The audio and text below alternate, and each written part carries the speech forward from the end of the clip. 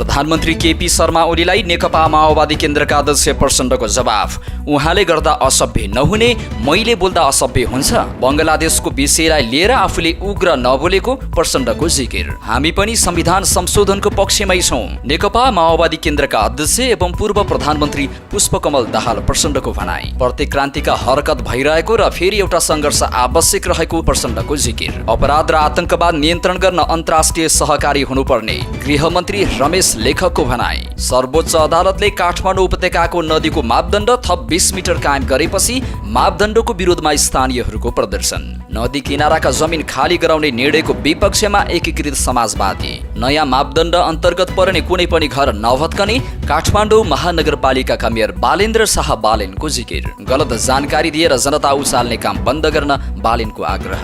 नेपालमा साक्षरता दिवस मनाउन थालेको 58 वर्ष पुग्यो। 10 अर्ब खर्च हुँदा पनि अवस्था भने उस्तै। गुणस्तरीय र जीवनोपयोगी शिक्षा सरकारको प्राथमिकता रहेको प्रधानमन्त्री केपी शर्मा ओलीको भनाई। हामी प्रहरीले नागरिकले भरोसा गर्ने गरी काम गर्नुपर्ने प्रहरी महानिरीक्षक वसन्त बहादुर कुँवरको भनाई। ऋषि पञ्चमी पर्वमा टेको स्थित ऋषेश्वर मन्दिरमा भक्तजनहरूको भिड। नागरिक उड्डयन क्षेत्रलाई सुधार्ने नेपाल एयरलाइन्सले नै हो, पर्यटन मन्त्री बद्री प्रसाद पाण्डेको भनाई। मातृभाषालाई प्रदेश र स्थानीय तहले कामकाजको भाषा बनाउनु पर्नेमा पर्यटन मन्त्री पाण्डेको जोड। पोखरा र जापानको होकुतो सहरबीच मित्रता कायम। महोत्तरीमा 7 वर्ष अघि बनेको पुल प्रयोगविहीन। चिलीमे त्रिशुली प्रसारण लाइन दशैं अगाडि नै सञ्चालन गर्ने तयारी। सुन्दरी जलमा युवतीको हत्या, 2 जना पक्राउ। 2 महिनाको गर्भिणी गाई चोरेपछि काटेर खाएको आरोपमा 4 जना पक्राउ। चेक बााउन्समा 1 महिनादेखि 2 वर्षसम्म कैद सजायको व्यवस्था गर्न सांसदहरू सहमत। राष्ट्र बैंकले बैंकिङ प्रणालीबाट 1 खर्ब तरलता खिच्दै। साताको पहिलो दिन आइतबार शेयर बजार 25.46 अङ्कले घट्यो। नेप्से परिसूचक 2701 अङ्कमा कायम। अल्जेरियामा नयाँ राष्ट्रपति चयन गर्न शनिबार मतदान सम्पन्न। टर्कीको एक समुद्री तटमा भेटियो विस्फोटक पदार्थले भरिएको वस्तु।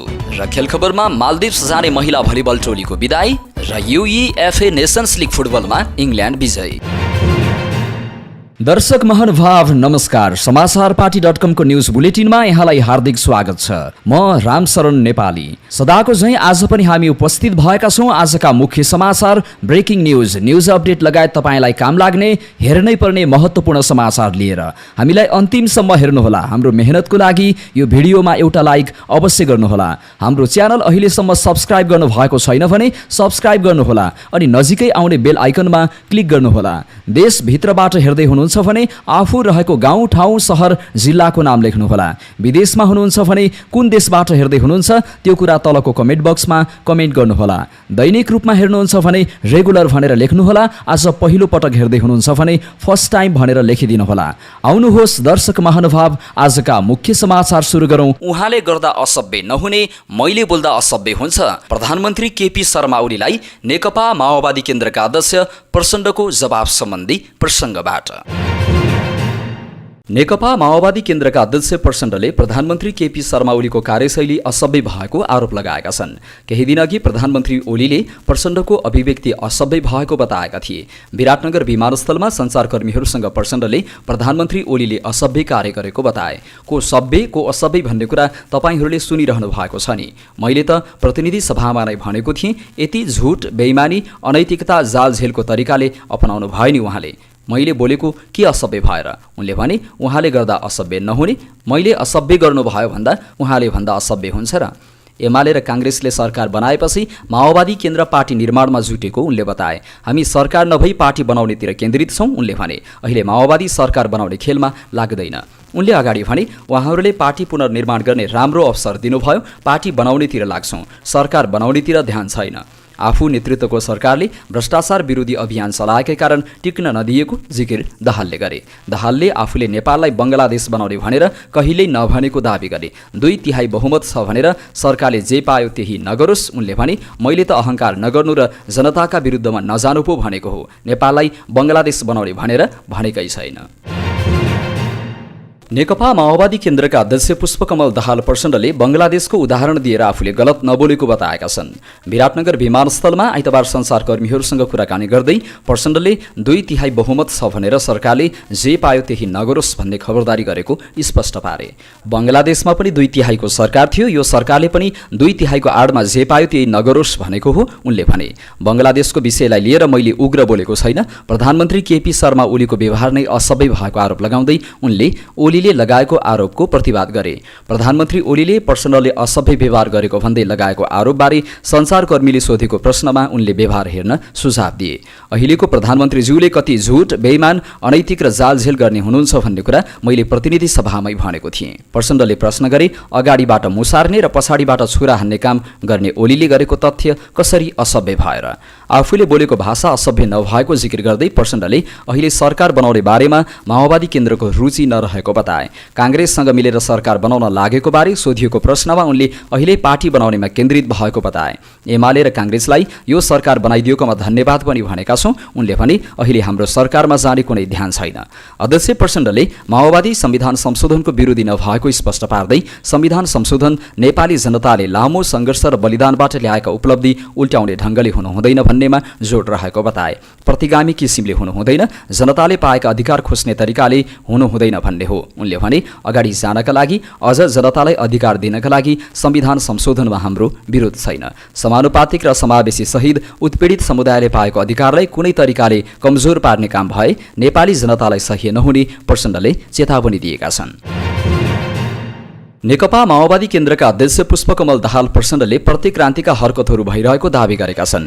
यस विरुद्ध फेरि एउटा सङ्घर्ष आवश्यक भएको उनको भनाइ छ। पार्टी कार्यालय पेरिस डाँडामा आयोजित शहीदद्वय सुरेश वाग्ले बासु र भीमसेन पोखरेल बैरागीको 25औं स्मृति दिवसलाई सम्बोधन गर्दै प्रचण्डले जनताको बलिदान र अधिकार विरुद्ध भइरहेको प्रतिक्रान्तिका प्रयास विरुद्ध सङ्घर्ष गर्नुपर्ने स्थिति आएको जिकिर गरेका हुन्। क्रान्तिका उपलब्धिलाई उल्ट्याउन निकै कसर भइरहेको दावी गर्दै प्रचण्डले अहिले क्रान्तिकै बलमा स्थापित व्यवस्थाको उपभोग गरेकाहरूले नै बढी क्रान्ति र क्रान्तिकारी आन्दोलनको अपमान गर्ने प्रयास गरिरहेको बताएका छन्। हामीले गरेको परिवर्तनकारी जनयुद्धलाई संविधानमा जनताको सशस्त्र सङ्घर्ष र त्यसको व्याख्यात्मक टिप्पणीमा माओवादी जनयुद्ध भनेर लेखेका छौं, अध्यक्ष दाहालले भने। तर देशमा संघीय लोकतान्त्रिक गणतान्त्रिक व्यवस्था स्थापना भए पनि जनताले गरेको त्यागको समुचित मूल्याङ्कन भएन। देश र जनताका हितका खातिर संकल्प गर्नुको नै शहीदहरूप्रतिको सच्चा श्रद्धाञ्जली हुनेछ। शहीद रामवृक्ष यादवको बलिदानले देशभरिका युवालाई क्रान्तिमा लाग्न उत्प्रेरित गरेको र त्यसपछिका सबै शहादतहरूले क्रान्तिकारीलाई प्रतिशोधको भावनासहित अघि बढाउन सहयोग गरेको पनि उनले बताएका छन्। सुरेश वाग्ले पार्टी जिम्मेवारीको हिसाबले सबैभन्दा माथिल्लो तहमा भएको अत्यन्त सचेत, योग्य र लोकप्रिय शिक्षकको रूपमा पनि स्थापित व्यक्तित्व भएको उल्लेख गर्दै अध्यक्ष दाहालले वाग्लेको शहादतपछि पार्टीलाई ठूलो क्षति भए पनि सिङ्गो पार्टी पंक्तिमा बलिदानी भाव पनि त्यही अनुसार उच्च स्तरबाट वृद्धि भएको बताएका छन्। गृहमन्त्री रमेश लेखकले अन्तर्राष्ट्रिय संगठित अपराध, साइबर अपराध, आतंकवाद लगायतका बहुआयामिक चुनौती सामना गर्न कानून कार्यान्वयन गर्ने निकायबीच समन्वय र अन्तर्राष्ट्रिय सहयोग आवश्यक रहेको बताएका छन्। नेपाल प्रहरी प्रधान कार्यालयमा आइतबार आयोजित इन्टरपोल स्थापनाको शताब्दी दिवसका अवसरमा गृहमन्त्री लेखकले आपराधिक क्रियाकलापलाई सम्बोधन गर्न अन्तर्राष्ट्रिय प्रहरी सहयोगको विशेष महत्त्व हुने बताए। यस्ता आपराधिक क्रियाकलापलाई प्रभावकारी रूपमा नियन्त्रण गर्न अन्तर्राष्ट्रिय स्तरमा असल अभ्यास, विशेषज्ञता एवं आपसी सूचना आदान प्रदान गर्न आवश्यक छ। साथै समाजलाई शान्त, सुरक्षित एवं भयरहित बनाउन सबैको संयुक्त प्रयास हुनुपर्छ उनले भने। कार्यक्रममा गृह सचिव गोकर्णमणि दुवाडीले नेपाल प्रहरीले कानून कार्यान्वयन गर्दै शान्ति सुव्यवस्था कायम राख्न निर्वाह गरेको भूमिका प्रशंसनीय रहेको बताए। यस कार्यक्रमले कानून कार्यान्वयन गर्ने निकायबीच समन्वय र सहयोगका लागि संयुक्त प्रतिबद्धता प्रतिबिम्बित गरेको धारणा राखे। नेपाल प्रहरीले अन्तर्राष्ट्रिय स्तरमा गरेको समन्वय र सहयोग उल्लेखनीय रहेको छ। अपराध लगायतका चुनौती सामना गर्न आगामी दिनमा सुरक्षा निकायलाई थप मजबुत बनाउँदै लैजानेमा गृह मन्त्रालय क्रियाशील छ उनले थपे। परराष्ट्र मन्त्रालयकी सचिव सेवा लम्सालले संगठित अपराध, साइबर अपराध, आतंकवाद लगायतका गतिविधि नियन्त्रण गर्न र शान्ति सुव्यवस्था बलियो बनाउन कानून कार्यान्वयन गर्ने निकायबीच संयुक्त प्रयास आवश्यक रहेको बताइन्। प्रहरी महानिरीक्षक वसन्त बहादुर कुँवरले कुनै पनि प्रकृतिका आपराधिक क्रियाकलापमा संलग्नलाई कानूनी दायरामा ल्याउन अन्तर्राष्ट्रिय सहयोग र समन्वय आवश्यक रहेको बताए। उनले कानून कार्यान्वयन गर्ने निकायबीच संयुक्त सहकारी र आवश्यक सहयोग आदान प्रदान गर्दै जटिल अपराध तथा अन्य सुरक्षा चुनौतीलाई प्रभावकारी रूपमा सामना गर्न सकिने बताएका छन्। सर्वोच्च अदालतले काठमाडौँ उपत्यकाका नदीको मापदण्ड थप 20 मिटर कायम गरेपछि ठाउँ ठाउँमा स्थानीयहरू विरोधमा उत्रिएका छन्। सर्वोच्च अदालतको आदेशसँगै काठमाडौँ महानगरले 20 मिटरमा कुनै पनि संरचना निर्माण गर्न नपाइने भन्दै रोक लगाएपछि यो मुद्दा थप सर्किएको हो। आइतबार गोकर्णेश्वर नगरपालिकाका स्थानीयले मापदण्डको विरोध गर्दै जोरपाटीमा प्रदर्शन गरेका छन्। सर्वोच्चको फैसला न्यायिक नभएको भन्दै उनीहरूले जोरपाटी क्षेत्रमा प्रदर्शन गरेका हुन्। काठमाडौँ महानगरपालिकाका प्रमुख बालेन्द्र शाहले भने नयाँ मापदण्ड अनुसार बनेका संरचना भत्काइने भन्दै यो विषयमा संघीय सरकारले दोहोरो नीति लिएका कारण समस्या भएको बताएका छन्। नेकपा एकीकृत समाजवादीले उपत्यकाका नदी किनाराका जमिन खाली गराउने अदालतको निर्णय कार्यान्वयन गर्दा जनताको निजी सम्पत्तिमाथिको संवैधानिक अधिकार हनन हुने निष्कर्ष निकालेको छ। त्यसका लागि पार्टी जनताको पक्षमा उभिने र सबै किसिमका संवाद गर्दै दबावमूलक कार्यक्रम गर्न पहल समेत गर्ने सो पार्टीले जनाएको छ। पीडित जनतासँग तत्काल अन्तर्क्रिया गर्ने र पार्टीको धारणा जनतासम्म पुर्याउन पार्टीका सम्बन्धित कमिटीहरूलाई अध्यक्ष माधव नेपालले निर्देशन दिएको उपाध्यक्ष जगन्नाथ खतिवडाले जानकारी दिए। आइतबार उपत्यकाका पार्टी नेताहरूको प्रतिनिधि मण्डललाई सम्बोधन गर्दै अध्यक्ष नेपालले यस्तो निर्देशन दिएका हुन्। एकीकृत समाजवादीका काठमाडौँ जिल्ला अध्यक्ष एलपी श्रेष्ठ, भक्तपुरका जिल्ला अध्यक्ष हरिकृष्ण थापा लगायतको नेता कार्यकर्ताको टोलीले अध्यक्ष नेपाल लगायत पार्टीका शीर्ष नेतालाई भेटेर समस्याबारे जानकारी गराएका थिए। छलफलमा अध्यक्ष नेपाल सहित वरिष्ठ नेता प्रमेश हमाल, उपाध्यक्षहरू राजेन्द्र पाण्डे, गंगालाल तुलाधर, जगन्नाथ खतिवडा र महासचिव घनश्याम भूषालको उपस्थिति थियो। यसैगरी केन्द्रीय सचिव सावित्रा भूषाल, केन्द्रीय सदस्यहरू, बागमती प्रदेशका सांसदहरू सहभागी छलफलले पार्टीले यसबारे तत्काल धारणा सार्वजनिक गर्ने र अन्तर्क्रिया समेत गर्ने बताइएको छ। हाल उपत्यकाको नदी किनारा आसपास 40 मिटर छाडेर मात्र संरचना निर्माण गर्नुपर्ने मापदण्ड विरुद्ध काठमाडौँमा प्रदर्शन भएको छ। सर्वोच्च अदालतले नदीको मापदण्डमा पुरानोमा 20 मिटर बढाएर कायम गरेपछि खारेजीको माग गर्दै काठमाडौँका विभिन्न स्थानमा विरोध प्रदर्शन भएको हो। काठमाडौँ महानगरपालिकाका प्रमुख बालेन्द्र शाह बालेनले नयाँ मापदण्ड अनुसार बनेका काठमाडौँ महानगर अन्तर्गत पर्ने कुनै पनि घर नभत्काउने बताएका छन्। यस्ता घर भत्काउनै परे सरकारले मुआवजा दिनुपर्ने उनको भनाइ छ। यो प्रकरणमा संघीय सरकारले दोहोरो नीति लिएको भन्दै उनले आपत्ति पनि जनाएका छन्। सामाजिक सञ्जाल मार्फत उनले सरकारलाई सोधेका छन्, आफै धामी आफै झाँक्री, कानुन बनाउने कसले हो, सरकारको नेतृत्व गरेको कसले हो, अदालतमा न्यायाधीश नियुक्त गर्ने संवैधानिक परिषदमा को छ। उनी थप लेख्छन्, खोलाको मापदण्ड र कानुन आफै बनाउने, आफै सहभागी भएको परिषददेखि न्यायाधीश आउने, सरकार आफ्नै, कानुन बनाउने र संशोधन गर्ने अधिकार आफ्नै, अनि भएको कानुन र फैसलालाई कार्यान्वयन गर्दा दोष जति काठमाडौँ महानगरलाई गलत जानकारी दिएर जनतालाई उचाल्ने काम बन्द गरौँ। न्याय खोज्ने हो भने काठमाडौँ महानगरलाई गाली गरेर न्याय नपाइने भन्दै उनले नेताहरूलाई प्रश्न गर्न सुझाव दिएका छन्। मापदण्डबारे कानुन नै बनाएर निकास दिनुपर्नेमा उनले जोड दिएका छन्। उनी थप लेख्छन्, तपाईको नयाँ मापदण्ड अन्तर्गत पर्ने घर कुनै भत्किने छैन, निश्चिन्त रहनुहोस्। भत्काउनै परे सरकारले मुआवजा दिनुपर्छ।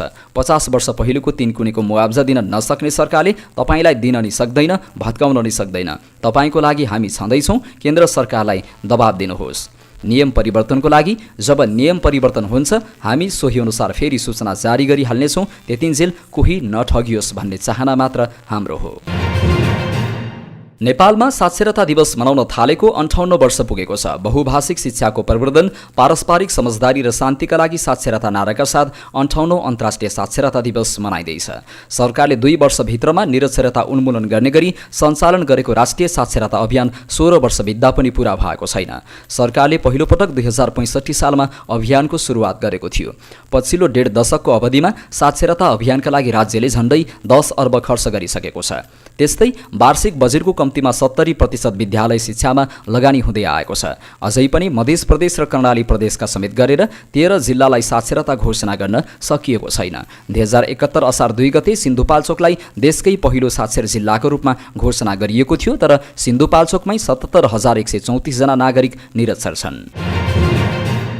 प्रधानमन्त्री केपी शर्मा ओलीले गुणस्तरीय र जीवनोपयोगी शिक्षा सरकारको उच्च प्राथमिकतामा रहेको बताएका छन्। 58औं अन्तर्राष्ट्रिय साक्षरता दिवसका अवसरमा आइतबार शुभकामना दिँदै उनले विद्यालय उमेरका सबै बालबालिकालाई गुणस्तरीय शिक्षा र विद्यालय उमेर नागेका नागरिकका निमित्त जीवनोपयोगी शिक्षाको अवसर जुटाउने विषय सरकारको प्राथमिकतामा रहेको बताए।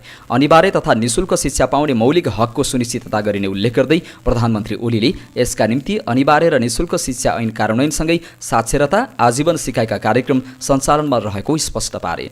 साक्षरता कार्यक्रम सञ्चालनमा स्थानीय तहको महत्त्वपूर्ण भूमिका हुने भन्दै उनले निरक्षरतालाई साक्षरतामा रूपान्तरण गर्न सबैको एकताबद्ध प्रयासको खाँचो औल्याए। गरिबीका कारणले तराई र दुर्गमका कतिपय ठाउँमा साक्षरता र भर्ना अभियानले सार्थकता पाउन नसकेको अवस्थालाई दृष्टिगत गरी आफ्नो नेतृत्वको अघिल्लो सरकारले राष्ट्रव्यापी रूपमा विद्यार्थी भर्ना अभियान कार्यक्रमको सुरुवात गरेको स्मरण गर्दै प्रधानमन्त्री ओलीले विद्यालय जाने उमेरका सबै बालबालिकालाई अनिवार्य रूपमा विद्यालयमा भर्ना गर्ने नीतिले पनि साक्षरताको अभियानलाई सहयोग पुर्याएको बताए। प्रधानमन्त्री ओलीले बालबालिकालाई विद्यालयबाट ड्रप आउट हुन नदिन सरकारले दिवा खाजा, छात्रवृत्ति लगायत अन्य प्रोत्साहनका कार्यक्रम सञ्चालन गरेको र यसलाई अझै सुधार गर्दै लैजाने सरकारको योजना रहेको स्पष्ट पारे। उनले नेपालमा पछिल्लो समयमा पूर्ण साक्षर पालिका र साक्षर जिल्ला घोषणा हुँदै जानु महत्त्वपूर्ण उपलब्धिका रूपमा अर्थ्याए। विश्व अहिले सूचना प्रविधिको युगमा प्रवेश गरेको छ, त्यसकारण प्रविधि मैत्री साक्षरता र सिप अहिलेको आवश्यकता हो। प्रविधि मैत्री शिक्षा प्रदान गर्न सरकारले योजनाबद्ध रूपमा कार्य अगाडि बढाइरहेको छ। प्रधानमन्त्री ओलीले भने शिक्षालाई रोजगार र स्वरोजगारसँग जोड्दै निजी क्षेत्र, सामाजिक सङ्घ संस्था लगायत सबैको भूमिकालाई प्रभावकारी बनाउँदै निरक्षरतालाई साक्षरतामा रूपान्तरण गर्न सबै दृढताका साथ लाग्नुपर्छ। सबैको योगदानले साक्षर नेपालको अभियानलाई सार्थक बनाउन सकिने उल्लेख गर्दै प्रधानमन्त्री ओलीले नेपाल पूर्ण साक्षर मुलुकतर्फ अग्रसर हुँदै समृद्ध नेपाल, सुखी नेपालीको राष्ट्रिय आकांक्षा पूरा गर्ने गन्तव्यमा लम्किरहेको बताए। गन्तव्य प्राप्तिमा शिक्षा क्षेत्रको योगदान महत्त्वपूर्ण हुने भएकाले त्यस अनुसारको भूमिका निर्वाह गर्न आह्वान गर्दछु उनले भनेका छन्। प्रधानमन्त्री ओलीले बहुभाषिक शिक्षाको प्रवर्धन, पारस्परिक समझदारी र शान्तिका लागि शिक्षा भन्ने वाक्यका साथ मनाउन लागि यस दिवसले शान्ति, सहिष्णुता, बहुभाषिक शिक्षा र आपसी समझदारीका साथ अगाडि बढ्न प्रेरणा प्रदान गरोस् भनी कामना गरेका छन्। प्रहरी महानिरीक्षक वसन्त बहादुर कुँवरले इमान्दारिता, पारदर्शिता र व्यावसायिक निष्ठा र सकारात्मक मनोवृत्तिका साथ सङ्गठनको नीति एवं प्राथमिकतालाई केन्द्रबिन्दुमा राखेर नागरिकले भरोसा गर्न सक्ने वातावरण बनाएर उत्कृष्ट कार्य सम्पादन गर्न प्रहरी अधिकृतहरू थप सक्रिय हुनुपर्ने बताएका छन्। हालै सरुवा तथा काज भई आफ्नो कार्यक्षेत्रमा खटिएर जान लागेका प्रहरी निरीक्षकहरूलाई आइतबार नेपाल प्रहरी प्रधान कार्यालयमा निर्देशन सम्बोधन गर्दै प्रहरी महानिरीक्षक कुँवरले उक्त कुरा बताएका हुन्। प्रहरी महानिरीक्षक कुँवरले साङ्गठनिक शुद्धिकरण र सुदृढीकरणलाई केन्द्रबिन्दुमा राखेर प्रहरीको व्यावसायिकता झल्काउने गरी नागरिकको आँखामा अब्बल प्रहरीको छाप बनाउनुका साथै ऊर्जाशील एवं सृजनशील भई कार्य सम्पादनको गुणस्तर राम्रो बनाउन आफैलाई उत्प्रेरित गर्दै काम गर्न निर्देशन दिए। यसअघि नेपाल प्रहरी प्रधान कार्यालय प्रशासन विभागका प्रमुख प्रहरी अतिरिक्त महानिरीक्षक टेक प्रसाद राई, अपराध अनुसन्धान विभागका प्रमुख प्रहरी अतिरिक्त महानिरीक्षक टेक बहादुर तामाङ, मानव स्रोत विकास विभागका प्रमुख प्रहरी अतिरिक्त महानिरीक्षक भीम प्रसाद ढकाल र कार्य विभागका प्रमुख प्रहरी अतिरिक्त महानिरीक्षक रामदत्त जोशीले समेत सरुवा भई जान लागेका प्रहरी अधिकृतहरूलाई समसामयिक विषयमा निर्देशन दिएका थिए। भाद्र शुक्ल पञ्चमीका दिन मनाइने ऋषि पञ्चमी पर्व आइतबार देशभर मनाइँदैछ। ऋषि पञ्चमीका दिन काठमाडौँको टेकु स्थित ऋषेश्वर मन्दिरमा भक्तजनहरूको भिड लागेको छ। आज नेपाली नारीहरूले अरुन्धती सहित सप्तऋषिको पूजा आराधना गरी मनाउँदैछन्। महिलाहरूले आज बिहानै उठेर स्नान गरी सोमबारको हरितालिकाको व्रत समापनका लागि गोदान, पूर्ण पात्र लगायत धार्मिक कर्म गरी नजिकको नदी, खोला, तालतलैया र पोखरीमा गई 365 वटा दतिमलले दाँत माझ्ने, गाईको गोबर, माटो र खरानी लगाई स्नान गर्दछन्।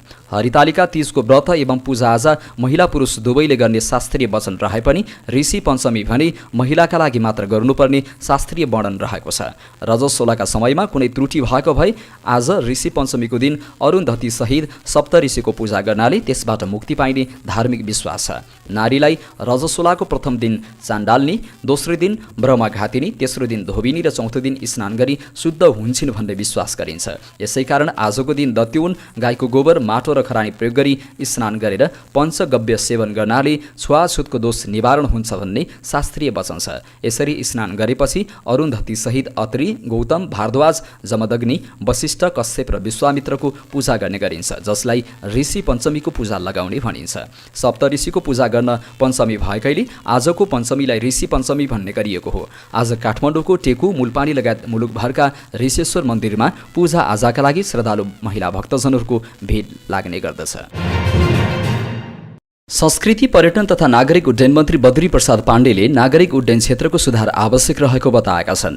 भाषा आयोगको 9औं स्थापना दिवसको अवसरमा आइतबार काठमाडौँमा आयोजित कार्यक्रमलाई सम्बोधन गर्दै उनले यस्तो बताएका हुन्। उनले नागरिक उड्डयनको क्षेत्रलाई सुधार्ने नेपाल एयरलाइन्सले नै भएको बताए। उनले नेपाल एयरलाइन्स सशक्त र प्रभावकारी नभएसम्म अन्य कुरामा सुधार हुन नसक्ने जिकिर गरे। मन्त्री पाण्डेले मन्त्रालयको बारेमा सम्पूर्ण जानकारी पाइसकेको र आफूले बुझेको भन्दै अब रिफर्मको सुरुवात कहाँबाट गर्नुपर्छ भन्ने कुरा बुझिसकेको पनि बताए। सत्य र निष्ठाबाट विचलित नभई नीतिगत सुधारको बाटोबाट मन्त्रालयलाई अघि बढाउने बताउँदै जानकारी दिँदै उनले भाषाहरूको संरक्षण सम्वर्धन र विकासबाट नेपालको बहुसांस्कृतिक पक्षलाई बलियो र समृद्ध बन्ने बताए। उनले संस्कृति पर्यटन र नागरिक उड्डयन सुधारको दिशामा जानुपर्ने आवश्यकता रहेको बताए। उनले भने हामीले नागरिक उड्डयन क्षेत्रलाई सुधार्नुपर्नेछ। नागरिक उड्डयनको क्षेत्रलाई सुधार्ने भनेको सरकारी एयरलाइन्सले नै रहेछ।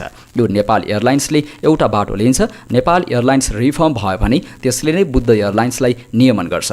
टिकट बढी मूल्य लिन सक्दैन, त्यसले नै कतार एयरलाइन्सलाई नियमन गर्छ।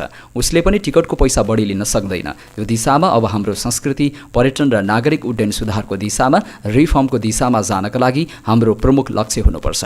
भाषा आयोगका अध्यक्ष डाक्टर गोपाल ठाकुरले भाषाको मूल जरो उत्पादन भएको बताए। उनले संस्कृति पनि भाषामै अड्किएको बताए। भाषा नरहे संस्कृति नरहने उनले बताए। भाषा बिना संस्कृतिको मौलिकता हराउने पनि उनको भनाइ छ। उनले भने भाषाको मूल जरो हो उत्पादन पद्धति, संस्कृति पनि त्यसैमा अडिएको हुन्छ। त्यही संस्कृतिको एउटा भाग भाषा पनि हो। हामी हाम्रो उत्पादन पद्धति यदि समाप्त पार्छौँ भने हाम्रो संस्कृति पनि रहँदैन, हाम्रो संस्कृतिको मौलिकता पनि हराउँछ, हाम्रो भाषा पनि हराउँछ। अध्यक्ष ठाकुरले भाषा सर्वेक्षण गहिराईमा पुगेर गर्नुपर्ने बताए। भाषा आयोगले गरेका सिफारिसलाई कार्यान्वयन गर्न उनले आग्रह गरे। कास्कीको पोखरा महानगरपालिका र जापानको होकुतो सहरबीच पर्वतीय नगर मित्रता कायम भएको छ। सो सम्बन्धी सम्झौता पत्रमा पोखरा महानगरपालिकाका प्रमुख धनराज आचार्य र जापानको यामानासी प्रिफेक्चर स्थित होकुतो नगरका नगर प्रमुख एइजी उएमुराले गत शुक्रबार भगिनी सम्बन्ध स्थापनामा हस्ताक्षर गरेका हुन्। दुवै नगरहरूबीच मैत्रीपूर्ण सम्बन्ध, पारस्परिक विश्वास र सम्मानको आधारमा पर्वतीय नगर मित्रता कायम गरिएको पोखरा महानगरपालिकाका नगर प्रमुख आचार्यले बताए। उनका अनुसार दुवै शहरहरूका नागरिकहरू एक अर्काको पर्वतीय भूगोल, संस्कृति र इतिहासलाई सम्मान गर्दै भविष्यमा हुने द्विपक्षीय सहयात्रालाई आपसी हित, विकास साझेदारी र जनसम्बन्धको आयामका आधारमा प्रभावकारी बनाउँदै अगाडि बढाउन प्रतिबद्ध रहनेछन्। पोखरा महानगरपालिकाको अन्तर्राष्ट्रिय नगरसँगको भगिनी सम्बन्ध जापानको कोमागानेसँग सन् 2001 मा कायम गरिएको थियो। त्यसको निरन्तरताले विदेशका विभिन्न 14वटा शहरसँग पोखराको मितिरी साइनो जोडिएको छ। नगर प्रमुख आचार्यले भने पछिल्लो पटक 15औं अन्तर्राष्ट्रिय नगरका रूपमा जापानको होकुतो नगरसँग हामीले नयाँ सम्बन्धको सुरुवात गरेका छौँ। यसले पोखरा जस्तै हिमालको काखमा रहेको होकुतोसँग पर्वतीय संस्कृति, रहन सहन र समग्र पर्यटन विकासका असल अभ्यासहरूको आदान प्रदानमा महत्त्वपूर्ण योगदान पुग्नेछ।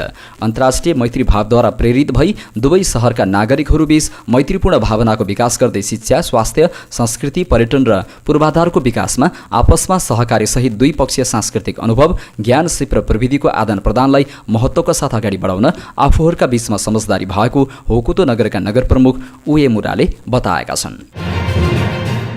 महोत्तरीको भङ्गाहा नगरपालिका वडा नम्बर 4 को रामनगर वृत्ता र 5 को सीतापुर बीचमा रहेको बहहडी खोलामा 7 वर्ष अघि बनेको पुल अझै प्रयोगमा आउन सकेको छैन।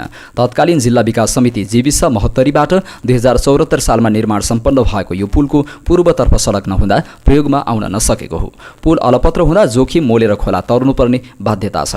बनेको 7 वर्ष भयो तर सञ्चालनमा आएन। पुल बने पनि हामीलाई दुःख उस्तैछ।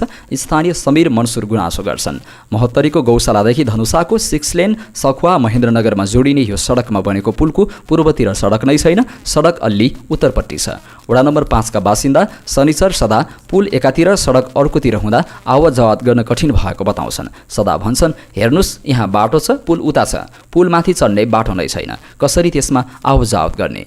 यो पुल जिल्ला विकास समिति महोत्तरीबाट 2074 मा बनेको थियो। 29 असार 2071 मा ठेक्का सम्झौता गरेर एलिट कन्स्ट्रक्सन काठमाडौँले 2,62,43,016 रुपियाँ 52 पैसामा 50 मिटर लामो पुल बनाएको हो। पूर्वाधार विकास कार्यालय महोत्तरीका इन्जिनियर वीरेन्द्र शाहका अनुसार सुरुमा 2,42,59,133 रुपियाँ 80 पैसामा 28 असोज 2072 मै पुल निर्माण गरिसक्ने सम्झौता कम्पनीसँग भएको थियो। तर उसले 4 वर्ष लगाएर आर्थिक वर्ष 2074 2075 मा पुल निर्माण सम्पन्न गर्यो। भेरिएसन मार्फत ठेकेदार कम्पनीलाई थप 20 लाख रुपियाँ दिनुपर्ने भयो। हालसम्म निर्माण कम्पनीले 2 करोड 24 लाख भुक्तानी पनि पाइसकेको इन्जिनियर शाहले बताए। निर्माण कम्पनीका प्रतिनिधि दिपेन्द्र शाहका अनुसार 2074 को जेठमा पुल निर्माण सम्पन्न भएको थियो। सञ्चालनको तयारीमै रहेका बेला त्यसै वर्ष आएको ठूलो बाढीले पुलको पूर्वतर्फको विङ्गल बगायो। सरकारले बजेट नछुट्याउँदा मर्मत अभावमा पुल सञ्चालनमा नआएको उनको भनाइ छ। पुल सञ्चालनको तयारी थियो तर ठूलो बाढी आउँदा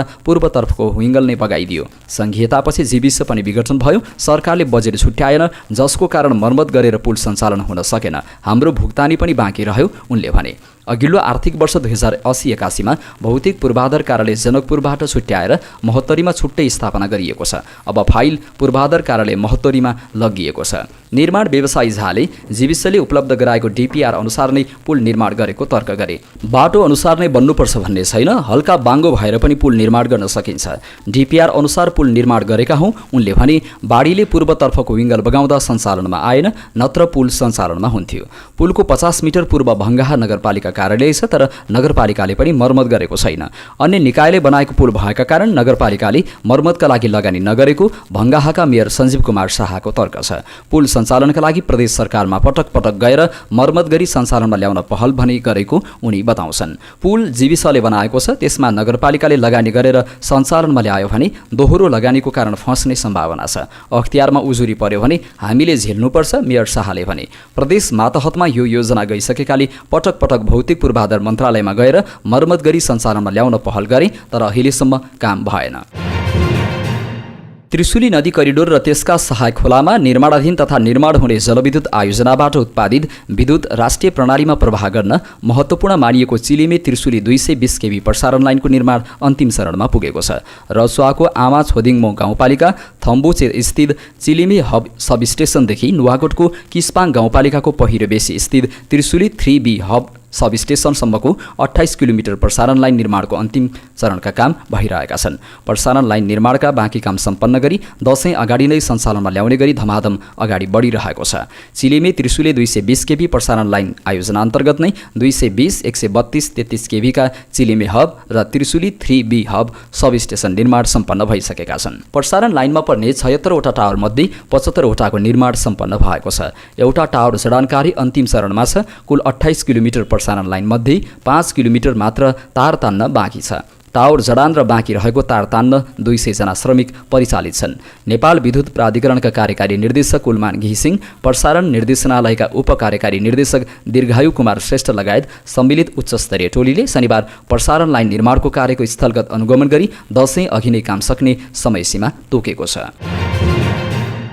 गोकर्णेश्वर नगरपालिका एक सुन्दरी जलमा महिलाको हत्या गरेको आरोपमा 2 जना पक्राउ परेका छन्। पक्राउ पर्नेमा सर्लाहीका 40 वर्षीय रामविनय महरा र 24 वर्षीय सन्तोष राम महरा रहेको जिल्ला प्रहरी परिसर काठमाडौँका एसपी नवराज अधिकारीले बताएका छन्।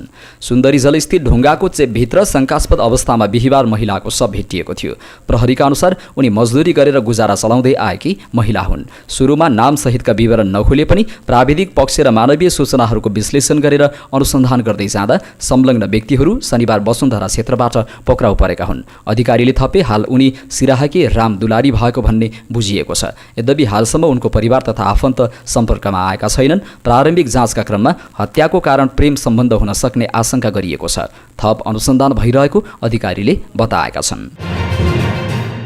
झापामा गोठमा बाँधेर राखिएको 2 महिनाको गर्भिणी गाई चोरी गरेपछि काटेर खाएको आरोपमा प्रहरीले 4 जनालाई पक्राउ गरेको छ। गत भदौ 18 गते रातको समयमा झापा दमक नगरपालिका वडा नम्बर 2 बस्ने लक्ष्मण विष्टको वडा नम्बर 1 स्थित पानी ट्याङ्की गोठमा बाँधिएको गाई चोरी भएको थियो।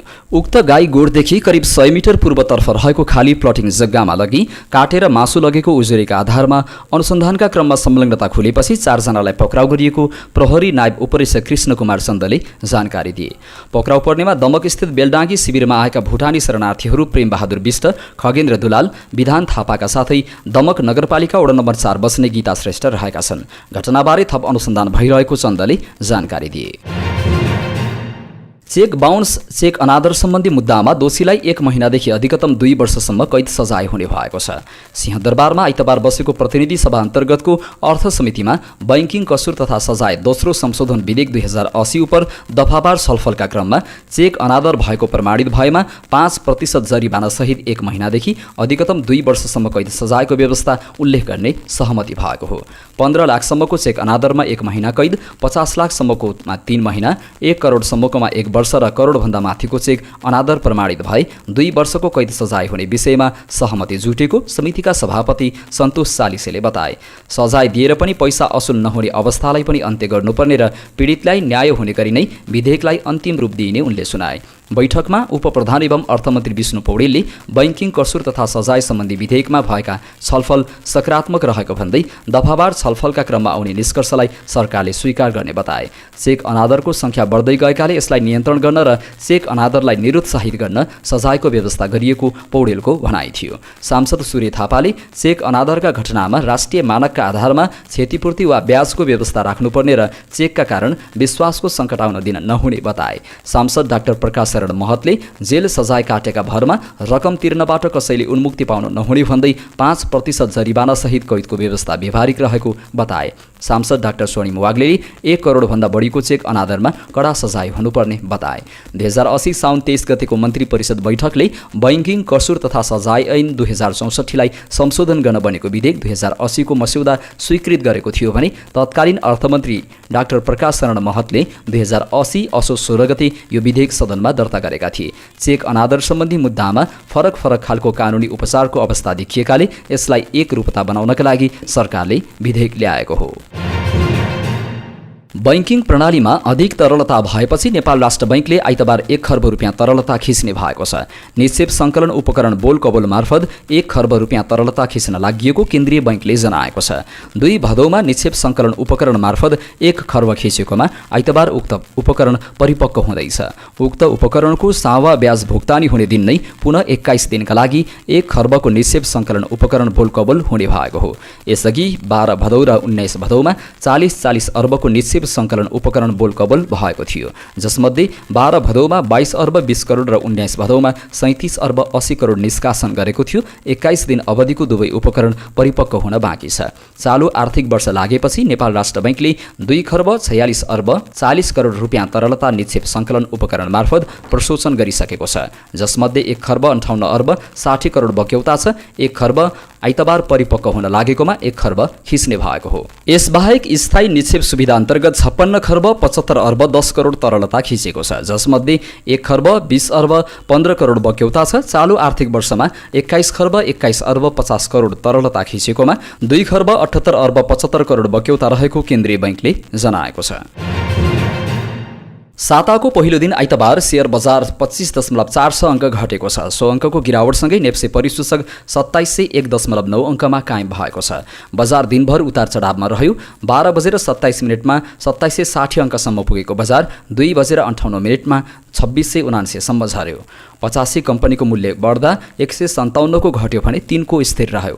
बजार घट्दा कारोबार रकम केही बढेको छ। बिहीबार 9 अर्ब 65 करोडको कारोबार भएकोमा आइतबार 10 अर्ब 12 करोडको कारोबार भयो। माइक्रो फाइनान्स समूह 1.21 तथा उत्पादन समूह 0.50% बढे। बैंकिङ 1.58, विकास बैंक 2.07, फाइनान्स 1.24, होटल तथा पर्यटन 1.41, हाइड्रोपावर 0.60, लगानी 0.54, जीवन बीमा 1.42, निर्जीवन बीमा 1.28, अन्य 1.31 तथा व्यापार समूह 1.24% घटे। समग्र बजार घट्दा पनि 4 कम्पनीको मूल्य 10% बढ्यो। माहुली लघुवित्त, सृजनशील लघुवित्त, मिड सोलु हाइड्रोपावर र मनोकामना इन्जिनियरिङ हाइड्रोपावरको मूल्य 10% बढ्यो। सपोर्ट माइक्रो फाइनान्सको 8, उन्नति सहकारी लघुवित्तको 7.3, गणपति लघुवित्तको 6.6% मूल्य बढ्यो। 3 स्टार हाइड्रोपावरको 10, गुडविल फाइनान्सको 6.05, दोल्ती पावरको 4.5, मातृभूमि लघुवित्तको 4.4% मूल्य घट्यो। कारोबार रकमका आधारमा CEDB Hydropower, SICL Promoter, Green Life Hydropower, Goodwill Finance र एनएलजी इन्स्योरेन्स क्रमशः अगाडि रहे। अब अन्तर्राष्ट्रिय खबर। अल्जेरियालीहरूले नयाँ राष्ट्रपति चयन गर्न शनिबार मतदान गरेका छन्। देशका 2 करोड 30 लाख भन्दा बढी नागरिकहरू मतदान गर्न योग्य छन्। स्थानीय समयअनुसार बिहान 8 बजेदेखि मतदान सुरु भएको थियो।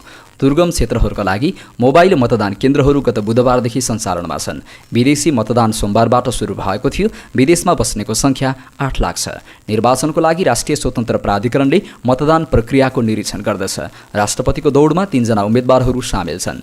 वर्तमान 78 वर्षीय राष्ट्रपति अब्देल मजिद तौबन्ने व्यापक समर्थनको साथ स्वतन्त्र उम्मेदवारको रूपमा दोस्रो कार्यकालका लागि उम्मेदवार छन्। 57 वर्षका अब्देलाली हसरी चेरिफ, 41 वर्षका मुभमेन्ट अफ सोसाइटी फर पीसका प्रमुख युसेफ आउचिचे पनि उम्मेदवार छन्।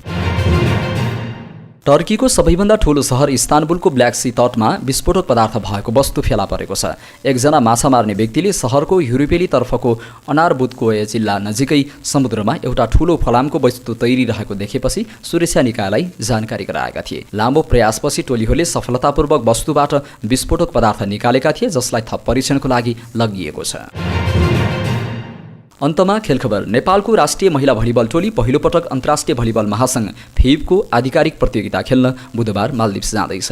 नेपालले मालदिप्समा महिला विश्व भलिबल च्याम्पियनसिप अन्तर्गत एसियन सेन्ट्रल जोन छनौट प्रतियोगिता खेल्नेछ। शुक्रबार सुरु हुने प्रतियोगितामा नेपालले आयोजक मालदिप्ससँगै इरानसँग प्रतिस्पर्धा गर्नेछ। प्रतियोगिताको विजेता टोलीले अर्को चरणमा खेल्ने अवसर पाउनेछ। प्रतियोगिता खेल्न लागेको नेपाली टोलीमा 12औं दक्षिण एसियाली खेलकुद साग खेलेका खेलाडी समावेश गरिएको छ। मंगलबार नेपाली टोलीलाई राष्ट्रिय खेलकुद परिषद राखेपाका सदस्य सचिव केशव कुमार विष्ट, नेपाल भलिबल संघका अध्यक्ष मनोरञ्जन रमण शर्मा लगायतले विदाय गरे। नेपाली टोलीमा कप्तान विनिता बुढाथोकी, उपकप्तान मन्जु गुरुङ, सरस्वती चौधरी, प्रतिभा माली, नेविका चौधरी, रेशमा भण्डारी, अरुणा शाही, कोपिला उप्रेती, उषा कुमारी विष्ट, मनिषा चौधरी, कृपा अधिकारी र कमला पुन छन्। नेपाली टोलीले सुदेश कुमार रिमाल र सलिना श्रेष्ठको प्रशिक्षणमा प्रतियोगिता खेल्नेछ। टोलीको व्यवस्थापक नेपाल भलिबल संघकी सदस्य जुनु पुन मगर रहेका छन्। UEFA नेसन्स लिग फुटबलमा इङ्ल्यान्ड विजयी भएको छ। शनिबार राति भएको खेलमा इङ्ल्यान्डले आयरल्यान्डलाई 2-0 को गोल अन्तरले पराजित गरेको हो। इङ्ल्यान्डको जितमा डेक्लन राइस र ज्याक ग्रिलिसले एक गोल गरेका थिए। इङ्ल्यान्डले दुवै गोल पहिलो हाफमा गरेको हो। खेलको 11औं मिनेटमा राइसले गोल गर्दै इङ्ल्यान्डलाई अग्रता दिलाएका थिए। 26औं मिनेटमा राइसकै पासमा ग्रिलिसले गोल गर्दै अग्रता दोब्बर बनाए। त्यसपछि निर्धारित समयभित्र थप गोल नभएपछि जर्मनी 2-0 को जित दर्ता गर्न सफल भयो। यही समूहमा रहेको ग्रिकले फिनल्यान्डमाथि 3-0 को जित दर्ता गरेको छ। ग्रिकका फोटिस इओनिडिसले 2 गोल गर्दा 1 गोल भने उपहार पाएको थियो। 23औं मिनेटमा इओनिडिसले गोल गर्दै ग्रिकलाई अग्रता दिलाए। 37औं मिनेटमा फिनल्यान्डका बेन्जामिन कलमनले आफ्नै पोस्टमा गोल गरेपछि ग्रिकको अग्रता दोब्बर भयो। 76औं मिनेटमा इओनिडिसले व्यक्तिगत दोस्रो गोल गरेपछि ग्रिक 3-0 को सहज जित निकाल्न सफल भयो। समूह 2 मा ग्रिकले 3 अङ्क जोड्दै आफूलाई शीर्ष स्थानमा राख्दा समान अङ्क रहेको इङ्ल्यान्ड दोस्रो स्थानमा छ। आयरल्यान्ड र फिनल्यान्ड क्रमशः तेस्रो र चौथो स्थानमा रहेका छन्। यी टिमले भने अङ्कको खाता खोलेका छैनन्। हवस् त दर्शक महानुभाव, आजका मुख्य समाचार अहिलेलाई यति नै। हामीले प्रस्तुत गरेका यी समाचारप्रति तपाईको धारणा के छ त्यो कुरा तलको कमेन्ट बक्समा कमेन्ट गर्नुहोला। हाम्रो मेहनतको लागि यो भिडियोमा एउटा सानो लाइक अवश्य गर्नुहोला। देशभित्रबाट हेर्दै हुनुहुन्छ भने आफू रहेको गाउँ ठाउँ सहर जिल्लाको नाम लेख्नुहोला। विदेशमा हुनुहुन्छ भने कुन देशबाट हेर्दै हुनुहुन्छ त्यो कुरा तलको कमेन्ट बक्समा कमेन्ट गर्नुहोला। दैनिक रूपमा हेर्नुहुन्छ भने रेगुलर भनेर लेख्नुहोला। आज पहिलो पटक हेर्दै हुनुहुन्छ भने फर्स्ट टाइम भनेर लेखिदिनुहोला। हाम्रो च्यानल अहिलेसम्म सब्स्क्राइब गर्नुभएको छैन भने सब्स्क्राइब गर्नुहोला अनि नजिकै आउने बेल आइकनमा क्लिक गर्नुहोला। समाचारपाटी.com को न्युज बुलेटिन नेपाली समयअनुसार भोलि बिहान 5 बजे लिएर हामी फेरि उपस्थित हुनेछौँ। पलपलको न्युज अपडेटको लागि समाचारपाटी.com हेर्दै गर्नुहोस्। नमस्कार।